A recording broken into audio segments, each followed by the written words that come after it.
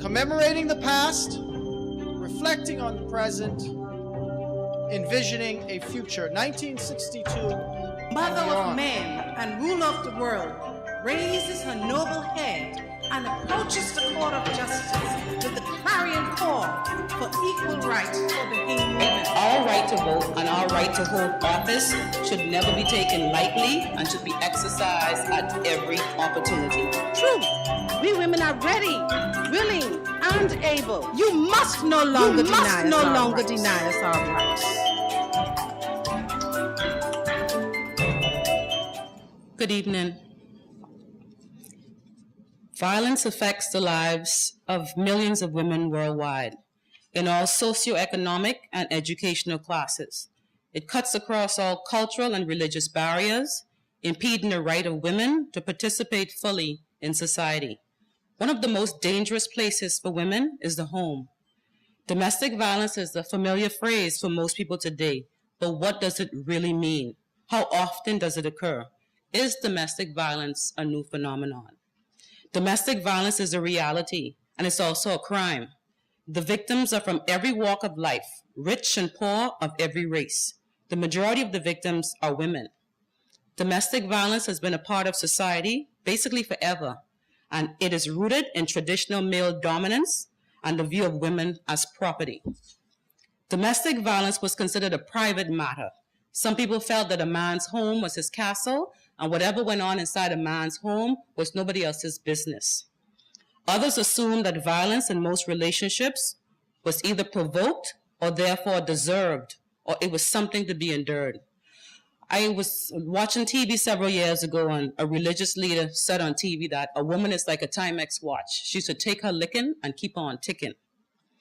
We all know that domestic violence is wrong, but this is only a very modern idea. Throughout history, domestic violence has been legal and it's also been socially acceptable. Years ago, there was a law that stated that if a woman was verbally abusive to her husband would engrave her name on a brick, and then he would use this brick later on to knock out her teeth. And that's a past reality. I just had to put, the devil is a liar. This is our present reality. Let's take a trip back into history. There's this ancient Roman principle known as paterfamilia, and this principle said that the male is the head of his family, and he had all rights of his full rights over his wife and children. And under this principle, a husband had a right to kill his wife if she committed adultery, and later on, that right was limited to the father. Then we have the first law of marriage, and that was formulated by Romulus, who was the founder of Rome. And this is what the law said. It says, this law obligates married women as having no refuge to conform themselves entirely to the temper of their husbands, and the husbands to rule their wives as necessary and inseparable possessions. Under Roman law, a wife could not divorce her husband. What she had to do was ask his permission for a divorce, and if he said no, she would remain a servant in his home and he would take on another wife. Violence against women continued throughout ancient times and was aggravated even further by the establishment of the Catholic Church in Rome.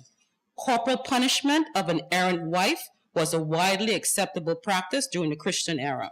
Then we have the rules of marriage. This is the 15th century. And this is what it said. When you see your wife commit an offense, don't rush at her with insults and violent blows. Scold her sharply, bully and terrify her, and if this doesn't work, take up a stick and beat her soundly. For it is better to punish the body and correct the soul than damage the soul and spare the body. Then readily beat her, not in rage, but out of charity and concern for her soul, so that the beating will redound to your merit and for her good. Further, the Catholic Church said to give a woman freedom was like committing suicide for a man. They also went on to say that disorder and destruction would be the inevitable results of female dominion. Then we have British common law. Under British common law, women were no longer considered property. Married women were one socially and legally with their husbands, and their very existence or their very being was said to be suspended during marriage. Basically, what that meant is that Married women no longer exist. The husbands were the head of them and they had no existence. Then we had something called a rule of thumb. Some persons say the rule of thumb is an urban legend, but this was actually codified into British law. It said that a husband could beat his wife with a stick as long as the stick was no thicker than his thumb. And this law replaced the old law that said a husband could beat his wife with any reasonable instrument. In France, Napoleon put into law that women were to be considered minors for their entire lives. He also said that women could be punched, they could be beaten, and permanently disfigured for minor disobediences. This is what the Napoleonic Code said. It says a husband could knock his wife to the earth, strike her in the face with his fist, and break her nose that she would always be blemished and ashamed. This code influenced Swiss, Italian, and German law. Court relief in the form of a divorce was rare for battered victims. It only came when the beatings reached the level of attempted murder. There was also a social stigma attached to men who did not properly control their wives according to social customs. The unfortunate male was dressed up, he was seated backwards on a donkey, he was draped with kitchen paraphernalia, and he was punched in his genitals. The patriarchal system of authority and the belief in the rightness of the subordination of women went unchallenged and unquestioned until the advent of the women's liberation movement in the United States. In 1849, a small and elite group of American women who became known as the suffragettes challenged the patriarchal systems of authority by demanding the right to exercise their personal power as citizens by voting. They were aware that all other rights and privileges flowed from the most important right, and that is the right to vote. After a long and bitter struggle, women in the United States won the right to vote in 1920, and women in the Bahamas gained the right to vote in 1961. I was in a bank recently and I heard a discussion. This guy asked this other guy, so what you think about this women's suffrage? He said, women suffering, man to suffer too. Okay? And he explained to him that women's suffrage meant basically women's right to vote. And this was his response. I thought it was so classic. He said, ever since women got the right to vote, all hell broke loose. And he said, it's been hell ever since. During the following decades, Bahamian women publicized many of the social problems they faced and advocated for equal rights for them in areas such as equal access to education, high-quality medical care, non-traditional jobs, and also participation in sports. As the struggle for equal rights for women with men continued, women's and children's legal right to safety became an important issue. Domestic violence was a widespread social problem that was shrouded in secrecy because women were fearful and they were ashamed, and they also did not want to discuss their victimization publicly. Once the extent of domestic violence became known, it became obvious that many women were forced to stay in violent relationships because they had no legal recourse. They had no one to turn to for help. They had no job skills or money with which to support their families, and no safe haven to go to. Government's disinterest in domestic violence as a policy issue was seen in the attitudes of the police. The police had little or no interest in family violence and took minimal action. If a battered woman ran to the police, they would most likely return her to her husband and chastise her for her behavior. Also, if a man beat his wife or children, police would not arrest him, and it was considered a domestic affair, just a man chopping up his wife. Law enforcement tolerated a level of violence in the family that would not be tolerated against other citizens. This attitude had the effect of normalizing a certain level of violence within families, as well as reflecting the secondary status of women. Government officials turned a blind eye to the issue of domestic violence, and the ones that did not often enforced religious-based policies that encouraged women to obey their fathers, their brothers, and husbands entirely. In domestic violence situations, the severity of the attack or the extent of the harm was usually the measuring tool used by police to determine whether or not the act was criminal. One of the most important forces for domestic violence policy was the women's suffrage movement and its visible political confrontation of the status quo, which had imposed an inferior status for women.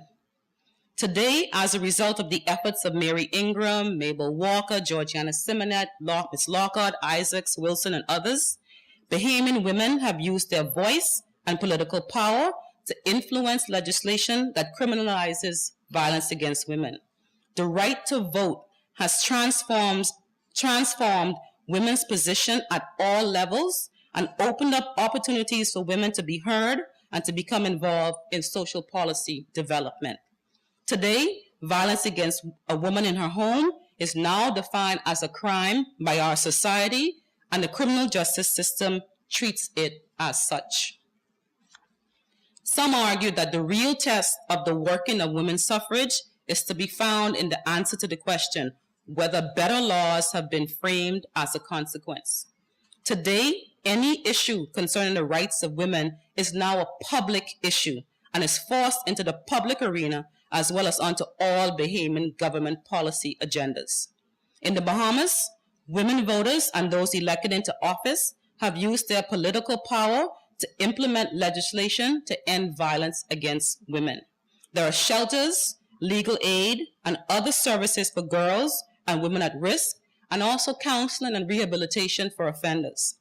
All police officers are educated, and units specially trained for dealing for domestic violence are available. We have specially trained police officers that provide assistance to victims of violence. Police officers are now required to take certain measures in securing medical assistance, and they're also required by law now to assist with all reports on all reported cases of domestic violence in the Bahamas. We have seminars and we have courses and public lectures conducted to modify the social and cultural patterns and conduct of women and men. Domestic violence has come a long way, but we still have a way to go. And I know we can do better. It took almost 100 years for women in the United States and many other nations around the world to get the right to vote. Changing people's attitudes and mentality towards women will take a long time. Some persons argue that it'll take a generation or even longer. Nevertheless, we must aspire to social values that disallow and confront men's violence against women. When women vote today, they remind political parties of their interests and their influence. Our right to vote and our right to hold office should never be taken lightly and should be exercised at every opportunity. There will never be complete equality until women themselves help to make laws and elect lawmakers. Susan B. Anthony. Let's continue to break all hell loose. Good evening, everyone. I'm grateful to be standing here tonight for a number of reasons. Thank God for life, and thank heavens for the wonderful educators who 50 years ago allowed us women to be standing here today, and upon whose shoulders I'm very grateful to stand. In preparing tonight's discussion, I had a reflection of some of the women that went before us, and it's really quite something for me to be sitting at a table with Ian, because his mom, Senorita Strawn, was a teacher of mine in primary school, and she actually was the one who I think made me say, I think I'll be a teacher, even though my mother was a teacher as well. And then I'm sitting with Keva's daughter, Nicolette, who took over where Senorita left off when I came to Nassau to Government High School. And it's amazing because 50 years ago, when I came to high school, it wasn't quite 50, maybe 48. At that time, there was no high school for most of us Family Island students, and 4 government high schools, 4 government secondary schools in Nassau and the government high school, couple private ones. And at that time, 1,001, I think, students took the entrance exam to Government High, but there was only a spot for 90 of us. And I often think about my colleagues who I know were quite capable of functioning at Government High School, what happened to them. So it's quite an honor to be here and to share some thoughts I have on education and gender equality in education. It's been a while since I've looked at this, and it's made a little bit more difficult because of the lack of data and the lack of harmonization of the data and finding it. Anyways, I remember 1962. Two memories come out for me. One was going down to Fresh Creek to meet the mailboat, where I found the sailboat, actually in those days was our mailboat, came in, and it was absolutely to the brim, and all over the deck were sacks of flour and rice. And I was like, what's this about? And I was told, those are so the people could vote for them. And so I was perplexed back then, and I think the practice is now ham and turkey, so it's quite interesting in 50 years what's happened. The second thing that stands out for me was that my mom got to vote in 1962, and she did so as a British subject or a belonger at that time. So it's kind of interesting. So as we explore education and gender equality in education, one of the things I want us to understand is that education is a fundamental right. And the women that fought for us to have access to education was more than just a vote, as we heard yesterday, those of us that were at the symposium, that it was more than just having a right to vote. It was having a right to say that we could have a good education and that we could make a difference with health care and access to stuff like that. So gender equality in education, like education, is also a right. It refers to the equal valuing of roles and men. And why be concerned of it, apart from the fact that it is right, is that it helps to create an environment in which we are not constrained. Men or women are not constrained by the barriers of sex and gender stereotypes and prejudices. It's important for us to look at it and make sure that we know what's happening in our schools and in education, because it is through education, and when we remove the barriers of gender equality, that we are able to realize our human rights and optimize our potential to contribute to all aspects of the society: political, economic, social, cultural, developmental, regional, at the regional level, at international levels. So tonight we explore some of the status of gender equality in education. Now, unlike a lot of the other countries around the world, we are really actually ahead of the game when we look at one of the Millennium Development Goals, that is to have all primary school, access to primary school for all children, and secondary schools if you can have it. One of the things that's wonderful from the suffrage movement was that by 1974, almost all islands had begun to have high schools, and unlike me, children could stay home and go to school. And now there is no legal impediment for children to attend school. In fact, by law, age 5 to 16 is when children are required to go to school. Now, when I start sharing the data, I want to just share one thing. As I said earlier, it's been very difficult to find, but I want to thank William Fielding and the planning office, who, when I said, help, help, I can't find things, it's amazing the amount of work that has been done with this, mostly from the School of Social Science. And so I thank you for borrowing much of this information that I'm sharing. Now, when we look at this, access to education, it's clear from grade 1 straight through to grade 12 that pretty well that there is 50-50 and there's access. The numbers are pretty well within the same range they were with 1 or 2 transfers, I guess. But what's also interesting in this slide is look at the median age of males in the grades compared to the females.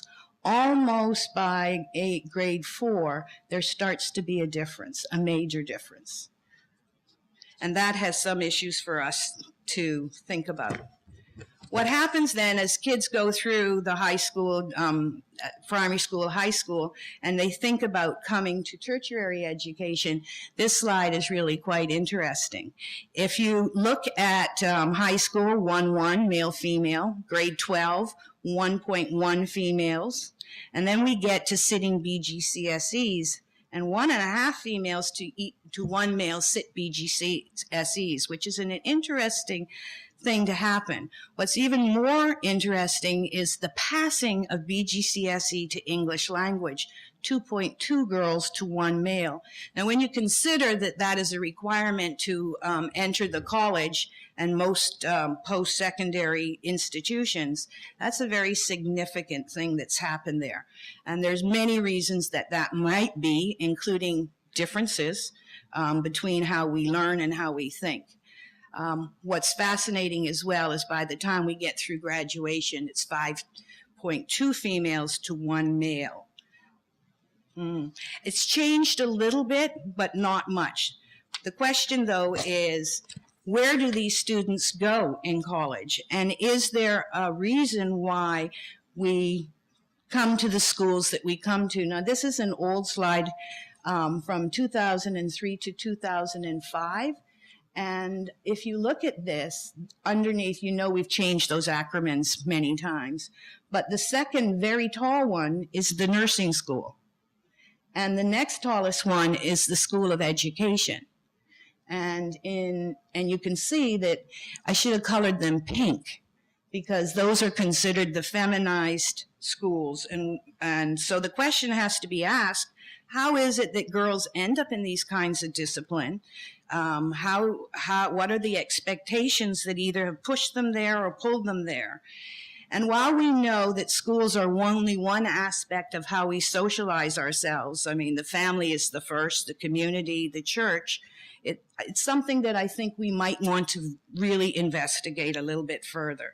I mean, how do we pass on the messages to our girls that math is too hard, or to our boys that being a primary school teacher is a sissy thing to do? Because those are the messages that we give them. So when we look at this, the question has to be asked, so if girls have more education, let's look and see what kind of professions that they choose to go into. And if you can notice there, the ones that have the high female to male ratio, most of those professions require a higher education and require some kind of degree of some type. So when you look at that, it's pretty clear that the pink professions are where the women are stuck in. Not stuck in. What I would like to share is that even given this statistic and the other ones, 27 in 2000 census, 27% of the females and 39% of males who left school left so with no academic certification at all, no public exams, and no school leaving certificate. That's significant. So when we look at this, we say, well, let's look and see if maybe the pull to these professions has something to do with the compensation we get. Maybe it's because we make more money. When we look at this, we see a very startling finding. Males, regardless of the profession, make more money than females in the same profession. In fact, across the board, we make 70% of what a man makes.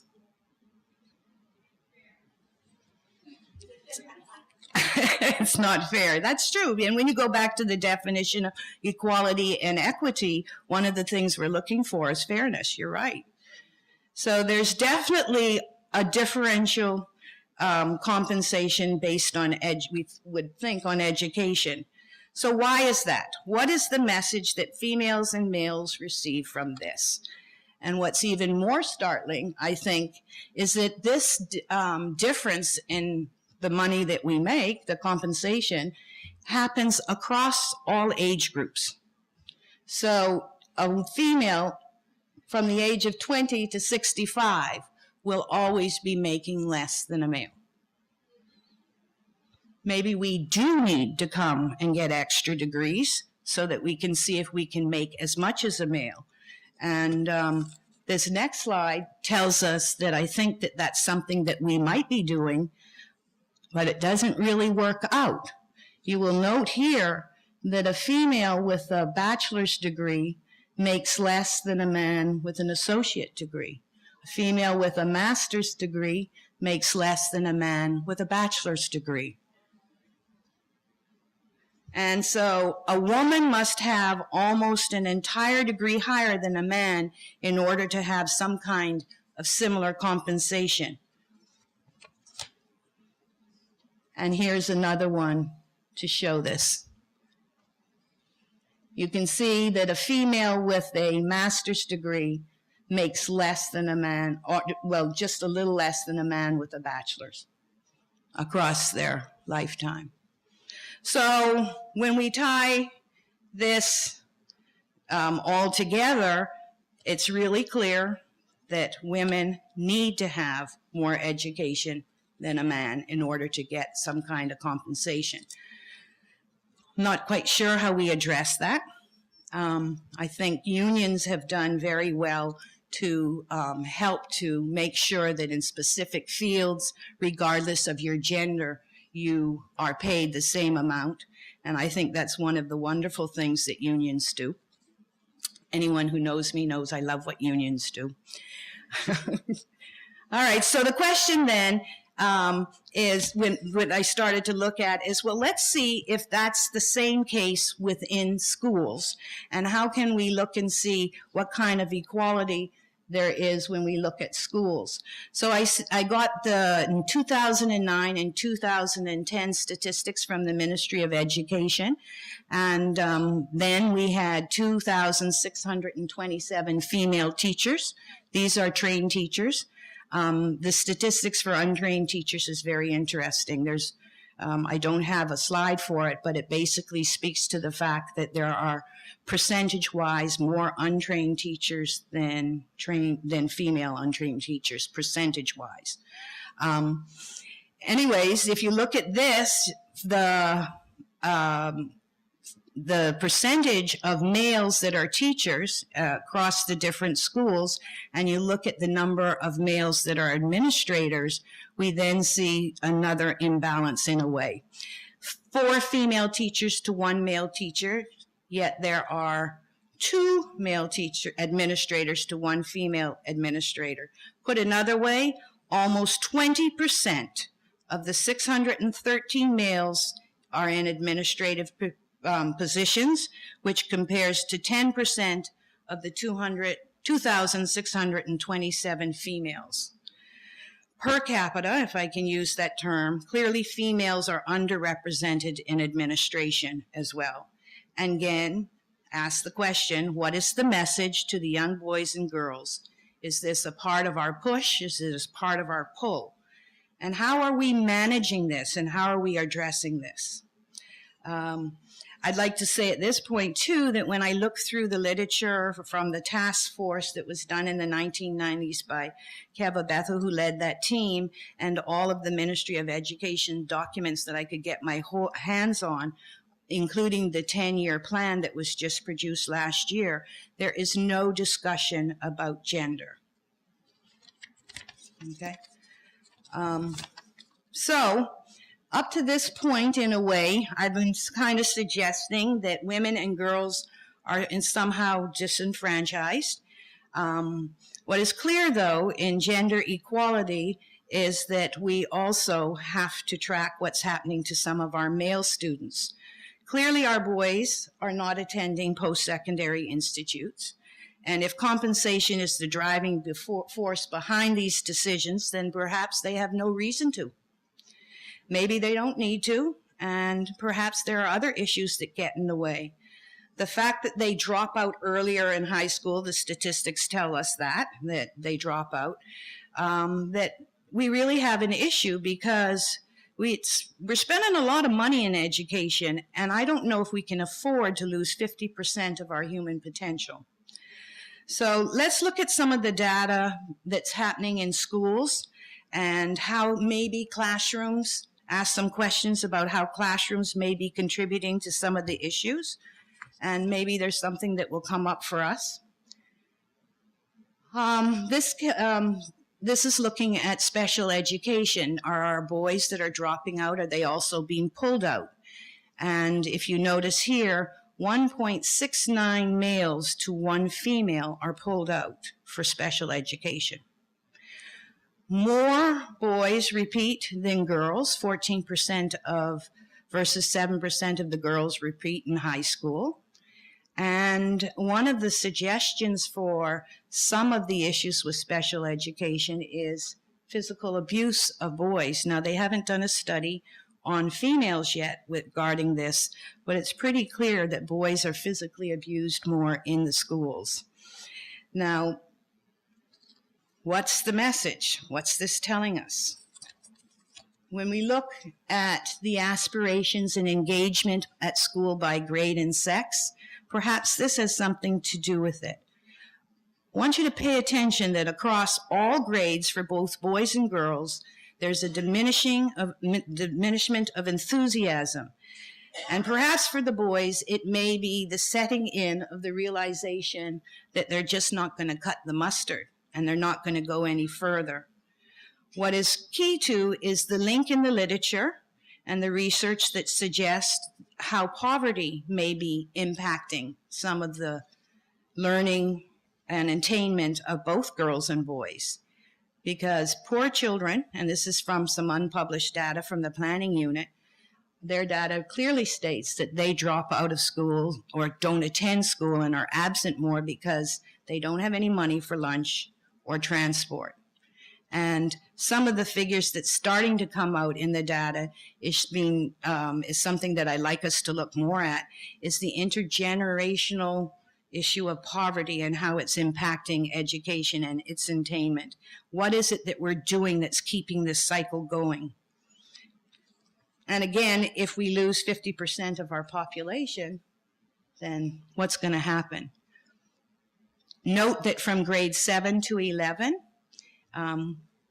by grade 11, 63.9% of the boys, only 63.9% think their teachers think that they're going to do well. Pretty sad. And then we have the issue of things that they're learning in school. And this is a global issue. All of these issues we've been talking about are global. It's not just local. You see it in the literature. You're forced to sit, get through it. Things that you're learning have nothing to do with your real life. It's just a place where you go because you have to. And so this suggests that we're going to have to look very carefully as teachers and as educators and as mothers and fathers at what we're doing within the classroom, how we change the way we teach so that the way we teach is more palatable for all our children. At the moment, the typical classroom supports learning, girls better and their learning, because we tend to like to sit down and we tend to like to work in groups. From the research on development, by grade 2, girls are already advanced almost a year ahead of boys in their language development. Boys, on the other hand, are spatial, movers, want to move. So there is something that we now need to figure out on what we're doing inside the classroom. So when we look at gender equality and we think about where we're going and how we're going to end up, the fact is we got some hard decisions to make. We got to fix ourselves in a good way. But I'm very much convinced that the discussions that what took place 50 years ago, it's time for us to do the same thing in education now. We've got to take what we have that is a crisis and look at it and change it in some way. We can do it. We know how to do these things. It is urgent and it is crucial. And we will know that we've achieved gender equality when men and women enjoy the same opportunities, rights, and obligations. We know we will have gender equality when children can become whoever they want to be and aren't restricted by society that girls wear pink and boys wear blue, and boys can beat girls and girls will cook and sew. And we will achieve this when men and women participate equally in the distribution of power and influence and have equal opportunity for financial independence.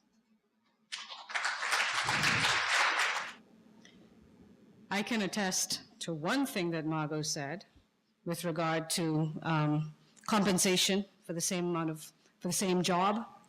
I happen to know what my predecessor, who was male, made when I became Director of Cultural Affairs, and I know what I made. And I think that the disparity was even greater than what Margot put up there. And I had the PhD.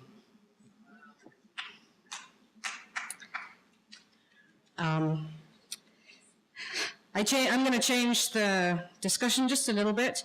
I am not going to be dealing with statistics or with hard facts or too much history.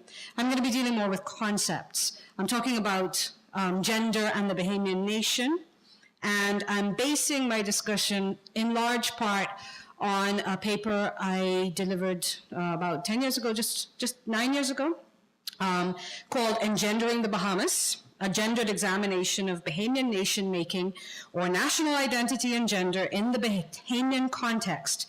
And for those of you who might wish to read it, you can find it online in the International Journal of Bahamian Studies, which is the College of the Bahamas' research journal. So I'm going to summarize a little bit about how I looked at this concept 9 years ago, and then I will try and bring it up to date, put it into a different kind of context. I'm looking at symbology, I'm looking at ways in which we encode messages about our nation, about our genders, about the whole structure of power, in ways that we probably are not even aware. So the paper that I wrote then begins with a consideration of male and female in relation to Bahamian citizenship under the Constitution. Now, by now, I think most people realize that men and women have different access to citizenship under the Constitution. Certainly, males and females as Bahamians pass on citizenship differently. Automatic citizenship was conferred on every person who was born in the Bahamas and who, on the 9th of July, was a citizen of the UK and the colonies. Those people automatically became Bahamian citizens, whether they were male or female.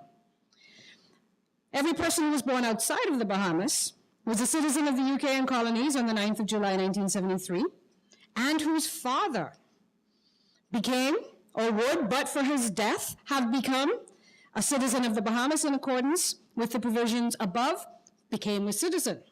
But if your mother was a Bahamian, that wasn't automatic. Entitlement to be registered as citizens, any woman who on the 9th of July 1973 was or had been married to a person who became a citizen, or who having died before 10th of July 1973 would have, but for his death, become a citizen. But this is only if they renounce any other citizenship. But if you're a man married to a Bahamian who would have become a citizen, you were not eligible, and you did not automatically become a citizen. Now, those are the things that obtained in 1973, which was almost 40 years ago. So now what we have to ask ourselves is, how do we pass on our citizenship as males and females under the Constitution? I think we know this pretty well, but I'll just run through it. People born in the Bahamas, if you're born in the Bahamas, you're straight. If you're born in the Bahamas and one of your parents is Bahamian, I should say, you're straight. Anybody who is born in the Bahamas with a parent who is Bahamian is automatically a Bahamian. The problem comes if you're born outside of the Bahamas. You become a Bahamian citizen if your father is a Bahamian citizen. It doesn't matter whether he's married or unmarried. If your father was a Bahamian citizen, you're shaking your head, Stephen.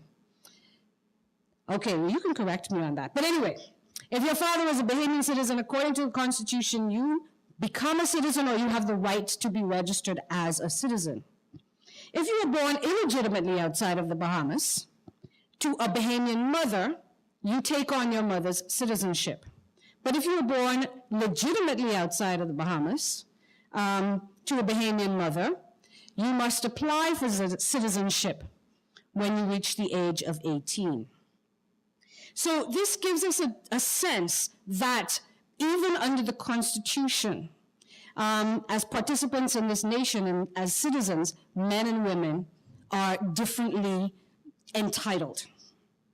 The paper that I wrote considered the referendum of February 27, 2002, which proposed, among other things, to rectify this inequity.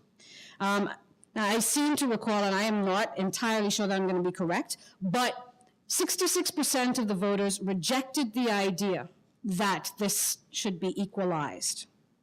So what does this say about our nation? How do we start to look at gender and national identity?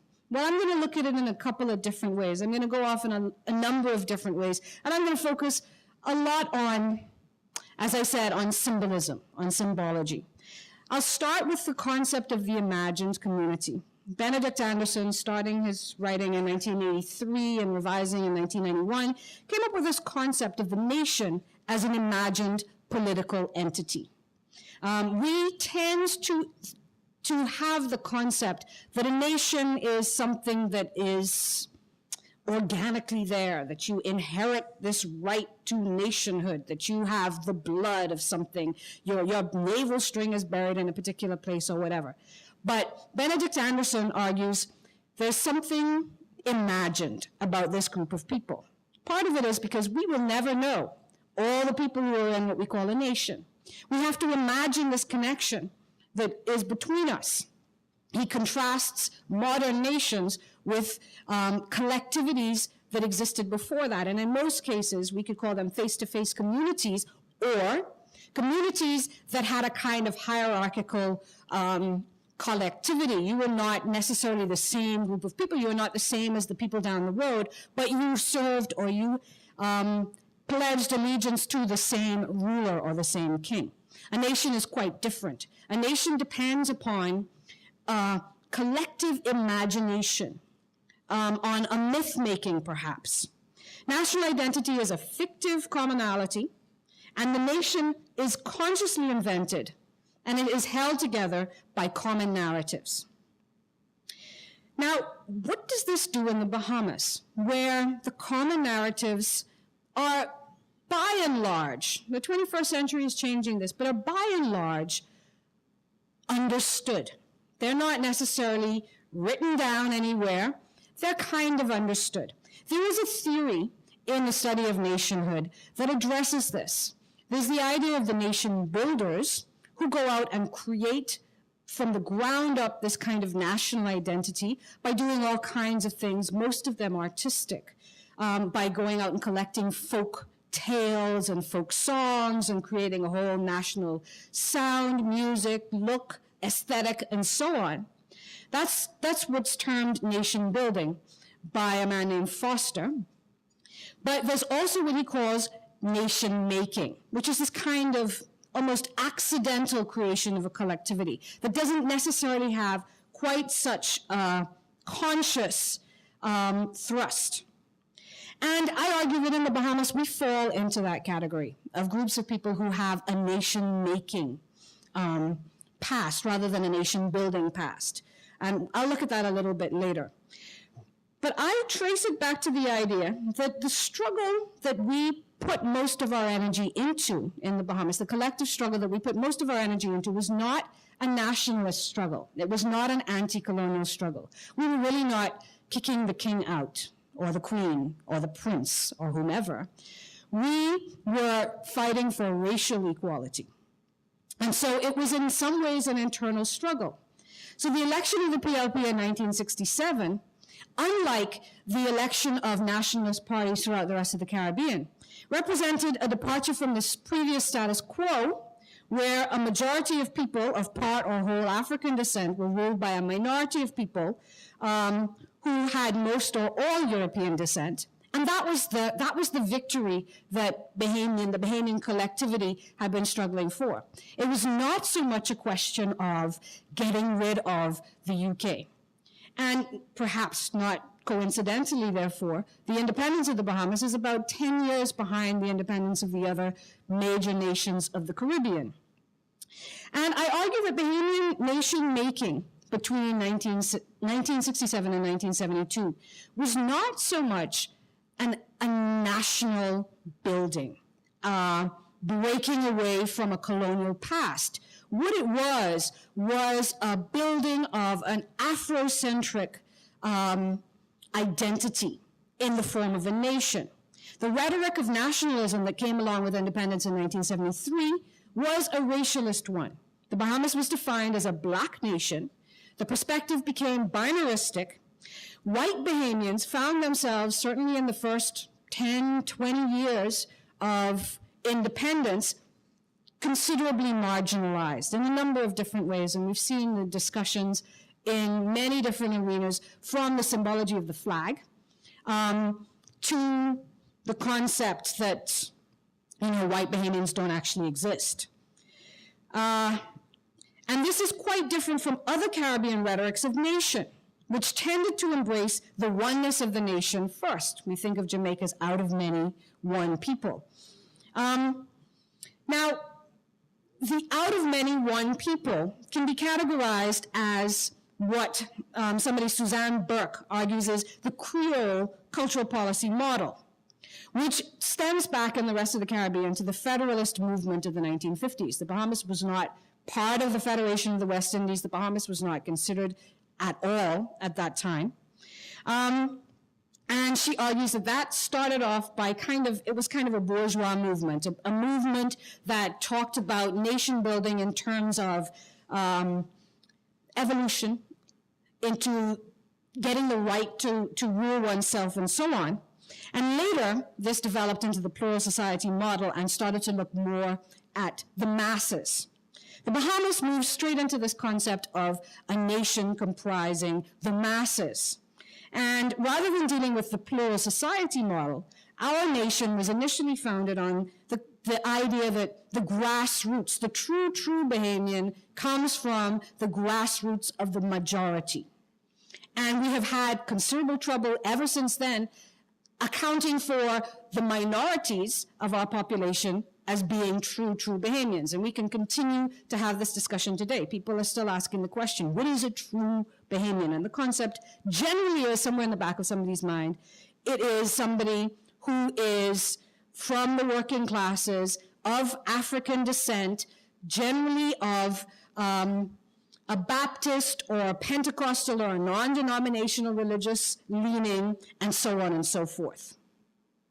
But I will argue that all of this comes out of the struggle for majority rule, which then was translated into or imposed upon the nationalist discussions of, I'd say, the first 20 years of the Bahamian nation. So now I want to move back to the whole idea of race and gender. And I'm just going to make a couple of connections, which may or may not hold water, you can decide. But one of the things that I wanted to talk about was this concept of women having less right to pass on citizenship or less entitlement to citizenship than men under our Constitution. In the paper that I wrote in 2002, 2003, I made the argument that this was rooted perhaps, in part, in some of the strategies employed during the 1960s by the United Bahamian Party to boost the numbers of people that would vote for the UBP, which involved the naturalization of immigrants of European heritage, as opposed to the naturalization of immigrants of African heritage. And so perhaps this concept was carried over by the framers of the Constitution.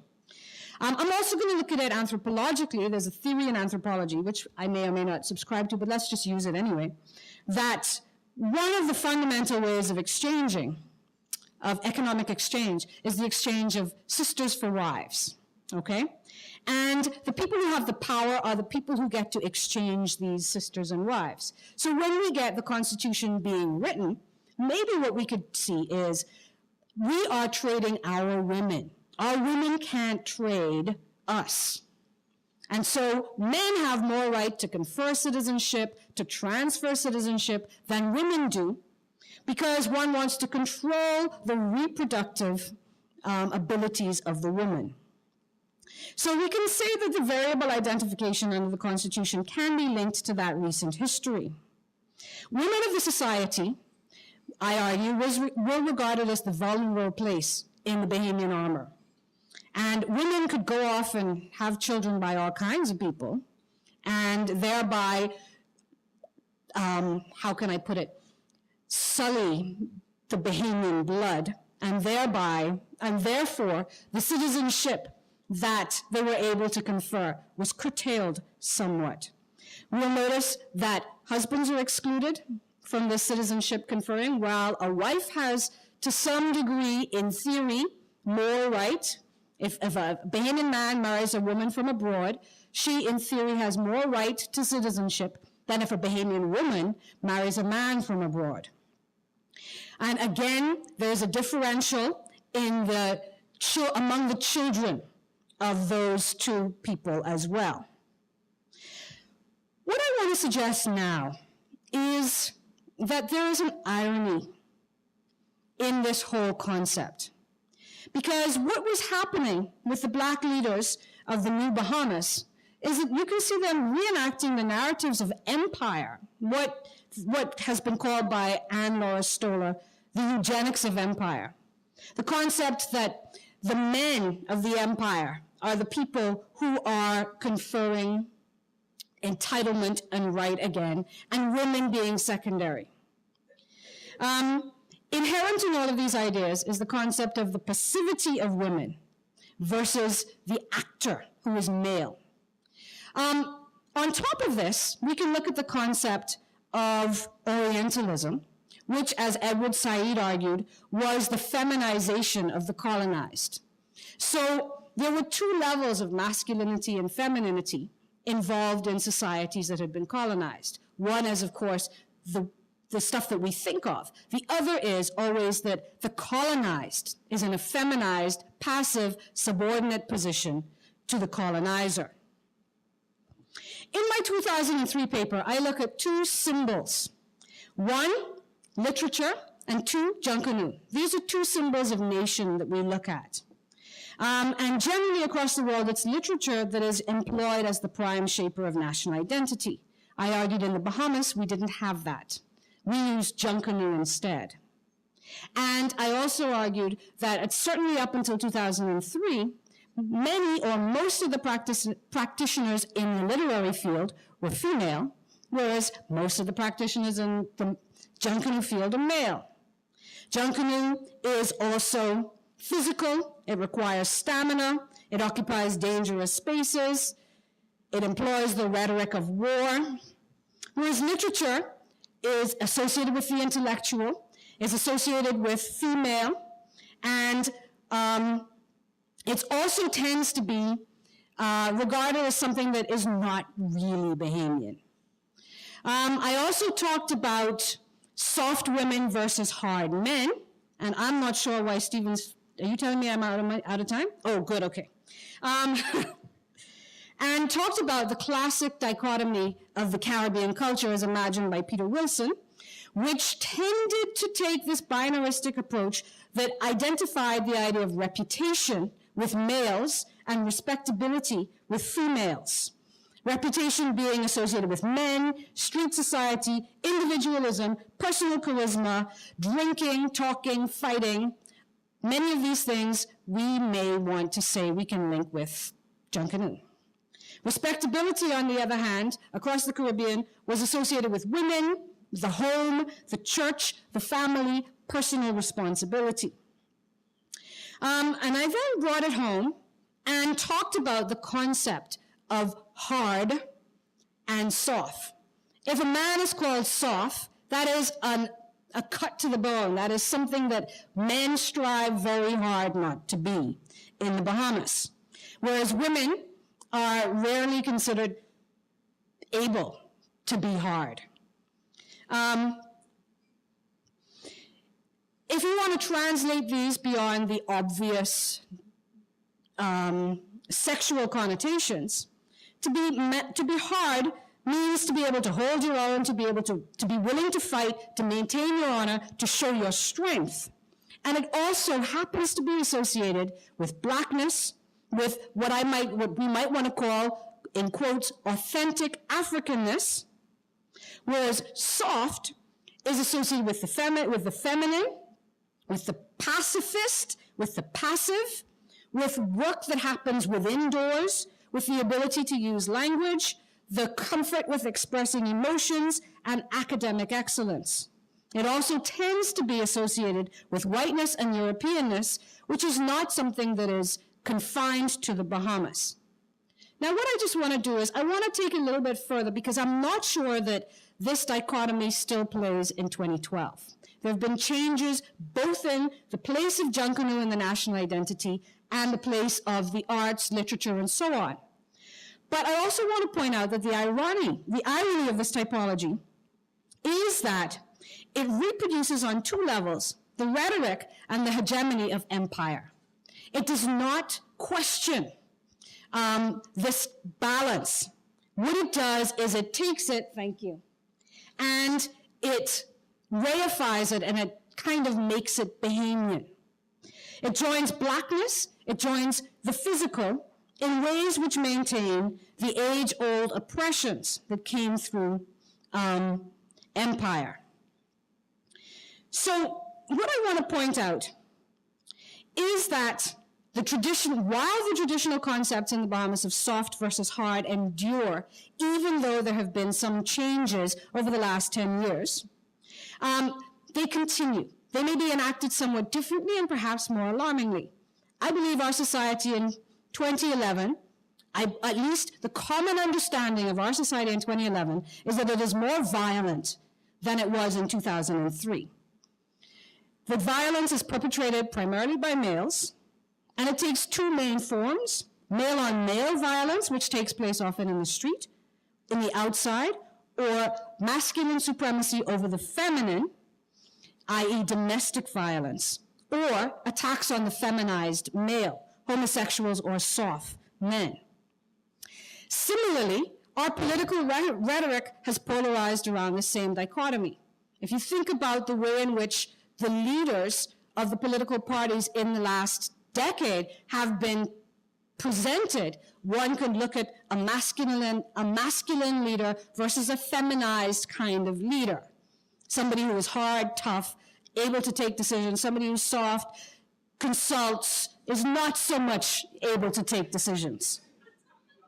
And this is ironic because 20 years ago it could be argued that the PLP would be associated with the grassroots, the African, the aggressively masculine, particularly given the fact that women were not run on PLP tickets before 1992. While the FNM was associated with the middle class, the pale-skinned, the feminine. We have a couple of challenges which can be related to the other presentations. The concept of the intellectual as being something that is anti-masculine, something that's associated with whiteness, more acceptable for women than for men. And we can even see this carried into the political. Politicians are often overproud, I say, of their own ignorance. They tend not to consult local experts and do not recognize local expertise. And they don't necessarily recognize that they're enacting this gendered dichotomization of the nation. I know I'm running out of time, but I just want to point out that the masculinity that we're swallowing, we have to be careful of, because it has roots, as I have already said, in the oppression that came with empire. And one of these things was the masculinization as well as the feminization of the African. The masculinization of the African was what I might call a neutered masculinity.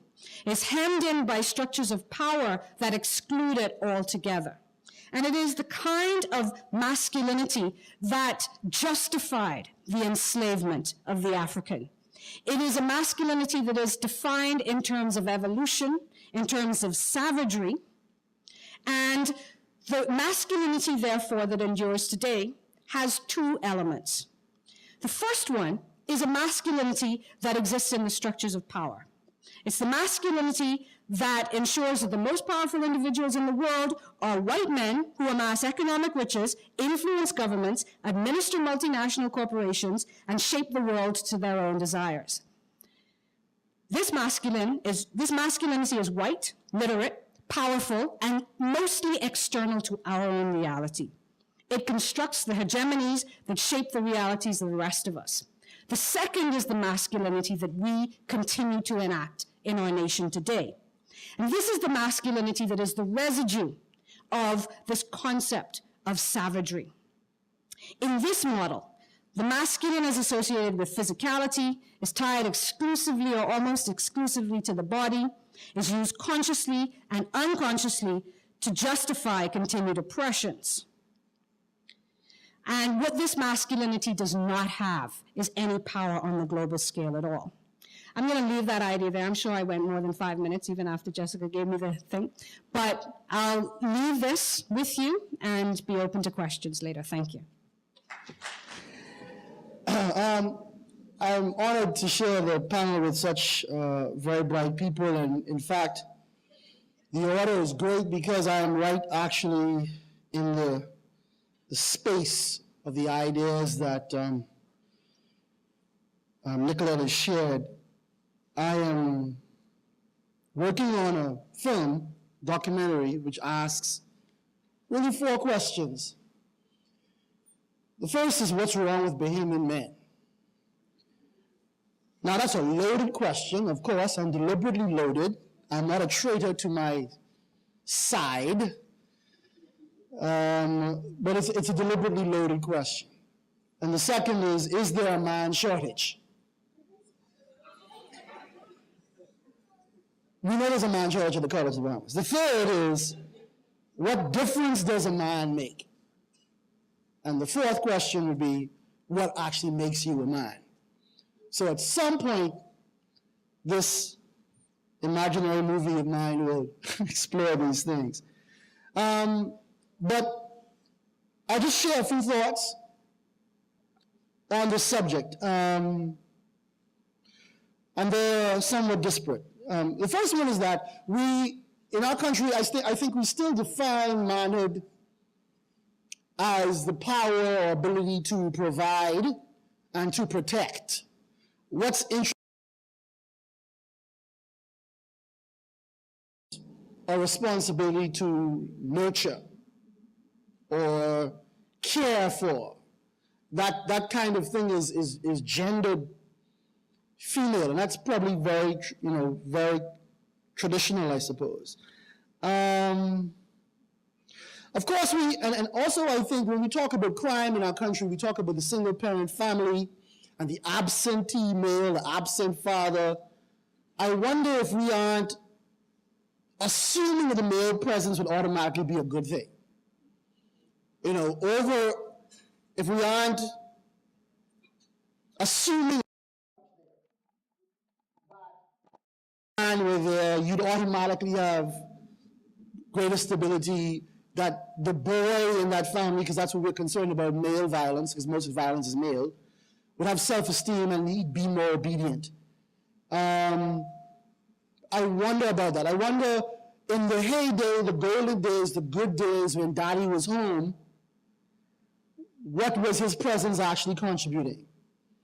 And these are just questions that I have, and we'll see how, I guess, during the conversation, what emerges. And then it seems to me that we are definitely a very homosocial society.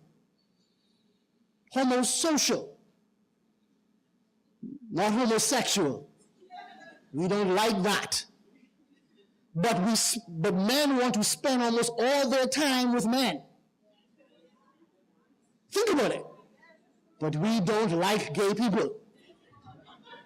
But actually, if I have to go for a drink, watch a game, most of what I need to do, if I need to confide in somebody, I trust my boy more than my own wife. That's the culture.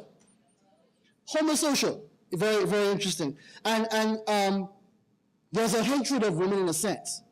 Because as you grow up, almost everything that's not male enough that you do, or not appropriate to your maleness, is labeled feminine. So For instance, on the basketball court, one of the best insults is to call somebody a panties. Right? Use a panties. Stop acting like a panties. Use a gal. Stop being so galish. All of that soft, and Dr. Nicola talked about that, and light. And very fascinating correlation there between light and white. But so all that is interesting. But what I also find interesting in our culture is that there seems to be a greater tolerance for the female who cross-dresses male. So women are allowed to perform manness in attire and walk and everything, but men are not allowed to perform womanness. That's bad. And you witness crews moving through with one cross-dresser included, who is a part of the gang. Not a problem. Interesting. And so we have a very hyper macho society, and Junkanoo is is interesting space for that, because of course Junkanoo is this expression, as Nicolette said, for this display of masculinity, of strength, of virility, of prowess, of skill. But Junkanoo has changed. It's not as scary as it used to be, and now you have these manly men who are trying to out-pretty each other, ironically. So, think about it. The costume is pretty. It ain't like 70 years, 80, 100 years ago, when you were scared of a Junkanoo. Now he's pretty. He got on feathers. So, but he's still a real man. So there's that interesting morphing going on. But at the same time, too, Junkanoo is this place where you could cross-dress. I remember one New Year's Junkanoo seeing a man dressed up as Little Red Riding Hood. Nobody stoned him. He didn't get, there's an interesting space there. And of course, the choreographers who we assume are gay. And that's okay. I would also just talk more about spaces, and Nicola talks about respectability and the private sphere and the public sphere. What are the spaces that are male? The bar, the park, the street, the boat, the bush. Because you got to go to the bush to smoke the dope. And, you could go in the bush to trade ice, but then you could also do it in the yard, sort of. So bush and yard. And then the square, which is a little different, but it's still public, because that's where the politicians are, right? And the pastors, where they have the town meeting. I mean, the church, the street meeting. The square, the podium, the pulpit, male. And then the women have the classroom, the office, the church, the home, the shop, and the hospital. Those are the feminine spaces. But if you go back to Margot's little thing there of the males being administrators at a higher rate, men are still in charge of all of those spaces. They're still heading to school, they still run the bank, even though there's all women actually working in the bank. And only women in the church, but the man is a pastor. So we have this, we still want the man in power. He still must have the power. The doctor is the man, And I was trying to think of a couple of equations, and the only one I could really come up with was tool. The tool is, an important male thing. The tool is to man as book is to woman. Nobody expects the woman to know what a crescent wrench is. But we expect women to know how to read. We don't actually expect boys to know how to read. And then I'd talk a bit about what are those things that in my own formation as a young male that were expected, that were the ideal. My peer group expected, looked up to, and respected. And masculinity or manhood was defined by a couple of things. You had to be a good fighter, a good drinker, a good marijuana smoker, a good athlete, a good lover, and a good player. They're related, but they're in the same. And then this last one, Nicolette used the term hard. You had to be hard. Hard could also mean you were cold. You had to be cold, so cold and hard. And what does that mean? Essentially, you were able to, you were pitiless. And there was this expression when I was just graduating high school. The expression was no love. Many of y'all are too young to even remember that. But this was like the mantra of males. No love, but I ain't got no love, but I ain't got no love. All right? Okay, I'm sorry to hear that. Where do you go with that? And the emotions that you could show that were acceptable were rage, contempt, greed, lust. But if you were a woman, then you were allowed to have this interior life. You could have a diary. You could read. You were allowed to show emotional vulnerability, that you could be hurt. You were expected to be responsible. Your actions should be responsible. You were expected to possess or be capable of restraint of certain kinds. And so what it ends up is that half of our population is allowed an interior life, and the other half is just living all on the exterior, which is scary. So we have a culture and a society that cultivates the heart, mind, and soul of its women, and is only interested in the body of the man. Now that's troubling. But of course, in another way, men are only interested in the body of the woman. But I think the fact that the women are in the church, the women are in the school, and the women are the ones who are expected to care, that means you're cultivating more of a whole person as opposed to the man, because he has all of those things that he's expected that are valorized involve exterior, the outside. And you're not really exploring the interior person at all, or allowed to acknowledge that it's there, because you'll be called soft. And these rules of manhood are oppressive. They don't just lead to violence against women, but they are oppressive to men as well, I would maintain. And I agree with Nicolette as well about that you can in a way reduce our politics, the Christy Ingram contest, to a contest of masculinities, or a contest about masculinity versus femininity. Because these behaviors have been labeled that way, or these attitudes have been labeled that way. And I find that interesting. And I would close by saying, Blackwell spoke about the economics of education, that maybe men are not here in college because they don't need to be here to earn. And that no matter what a woman earns, a man is earning more if he's at that level. But I think we have to consider the social costs of not educating half our population. What is the social cost of not cultivating the mind, the emotional intelligence of one half of our population, of not properly making sure that they are acculturated and socialized?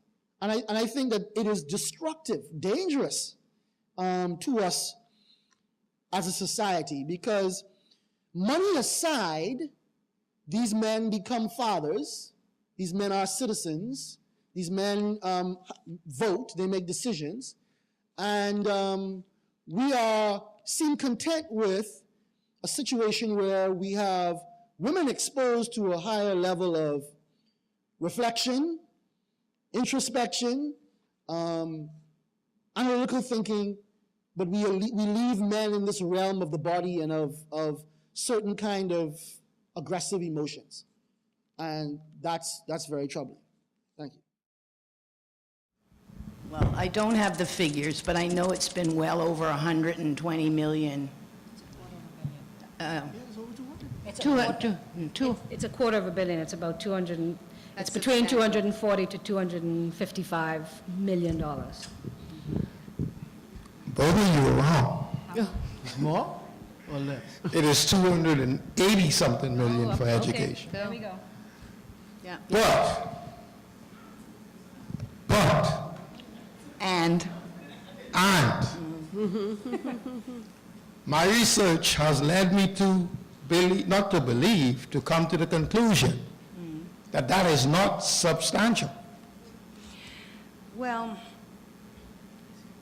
that could be argued, and I could, in some instances, agree with you. I think what I want to share with that is that how we're spending it needs to perhaps be looked at in a very thorough way. I am a chartered accountant. And no matter how you cut the budget, if you are spending $280 million where you're supposed to be spending over $500 million, you cannot make this work. Let me give you some numbers. The United States, Israel, Zimbabwe, Japan, South Korea spend I close think there's to a confusion with the black male about where they really stand, based on, they're getting an education. Well, many of our leaders got an education in the British system and influenced by the colonialistic male, yet they also have images of slavery and stuff like that, which are not really, I don't think that's really what African men are. I think the Afro male worked much better with the Afro female than the impression that is given. I may be wrong, I don't study this stuff, but that's the impression that I get. And I just want you to comment on that. Yeah, no, I am sorry, maybe I didn't make myself clear enough. What I was saying when I'm talking about the image of the savage, I'm talking entirely about the concept that was created to bolster and to justify the imperialistic expansion and the enslavement of the African. And so maybe I didn't make myself clear enough. I'm not saying that this is something that exists. What I'm saying is the concept, these ideas that we replicate are colonial ideas. I also, I didn't talk that much about the direct colonial impact on our thinking, probably because I took it very much for granted and maybe I'm too old. And maybe people don't necessarily live in that same space anymore. But yeah, clearly, I guess talking about the conceptualization of the world that existed and that shaped the way of thinking of the people who wrote our Constitution, absolutely. It was entirely steeped in colonialist ideals and so on. What we never did was rethink, reimagine, interrogate those ideas and come up with a concept of the nation that is more our own. The issue of poverty that I shared here was in the context that if a kid is hungry, if he doesn't have any money to get to school, he has nothing to buy for lunch, then he's not going to go. A poor child will not go. They can't go. There's no way. The other aspect of poverty when you're dealing with food, issues of food and stuff like that, it directly impacts the learning that will not take place. You can't learn if you're hungry. You can't learn if you haven't hydrated yourself. You can't learn if you've just watched your mother be beaten up. There's so many social issues going on that need to be tracked and documented and addressed. So that concept of poverty, and yes, education at one time when I was growing up was the way for you to get out of a certain situation. And I know that was spoken to yesterday by some of the daughters of the suffrage, was that, they saw the need for both as important and the need and as important was the opportunity to have schools that their kids could go to and just definitely have a better world than they have. So yes, you're right with that. In terms of the relevance, We're finding in the literature that it's a global thing, and I think the digital revolution has a lot to do with it as well, and the kind of information you can get and the ways that you can get it. And our classrooms really still are 19th century factories. And girls can comply a lot better with that and do their dreaming elsewhere, as Ian says, in our little journals or our little cliques and our little tea parties and stuff like that. And boys just can't tolerate that kind of thing. Now, I'm not saying that girls do either. I mean, it's a learning thing. And we have a major conversation that we've got to have as educators. And our entire teaching system has to be addressed. We have to, and it's not just a male-female thing. It's a learning thing. And we have to have classrooms that are learning-friendly and that support each and every child. And there's a lot of literature out there. There's also a lot of solutions out there. And we do have to address it. We cannot afford any longer to keep on doing what we've been doing. If I was to summarize, women thought they were going to get a bigger piece of the pie. They ended up having more work to do.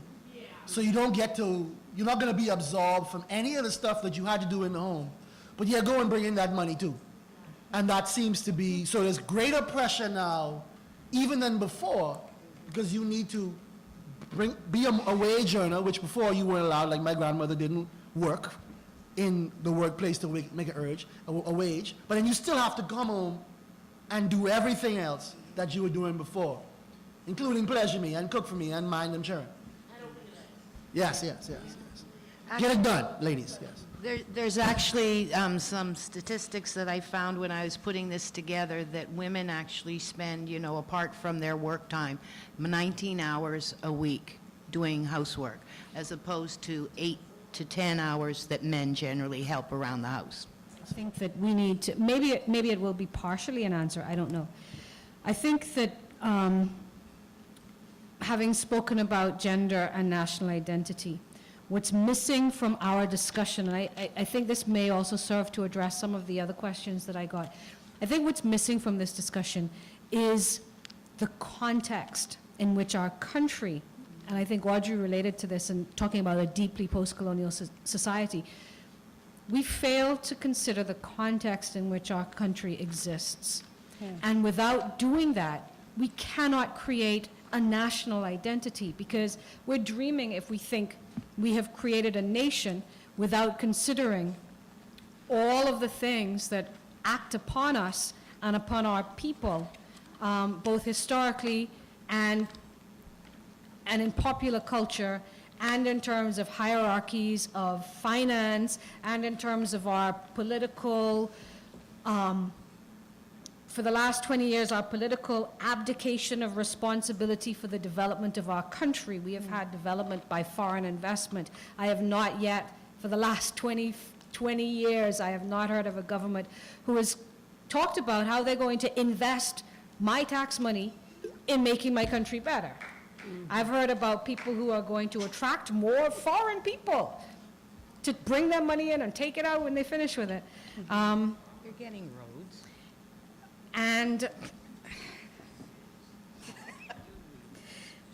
so I guess what I'm getting at is the only way I can respond to that is that, for me, the only answer lies, again, speaking from the perspective of the national identity, in understanding the context in which this nation finds itself, and then figuring out how to, and this is the macro answer, Ian may give you a micro answer, or somebody else may give you another answer, but how to reshape our socializing institutions within that context. I can't answer that whole question. I just know, as an educator, change and transformation comes through education. And I think we have to continue the discourse. And I think we have to force ourselves to the table and to discuss some of the hard things that we have to discuss. We can't continue on and expect it to be any different but get worse. That's right. And I am so sad every day when I hear another person has been shot. Somebody's child, somebody's brother, somebody's father. And there's enough research out there globally, a little bit happening in our country, that can tell us that, you know, there's massive connections between poverty and crime, and there's massive connections between education and crime. And it's time for us to have this be on our national conversation list every time we meet.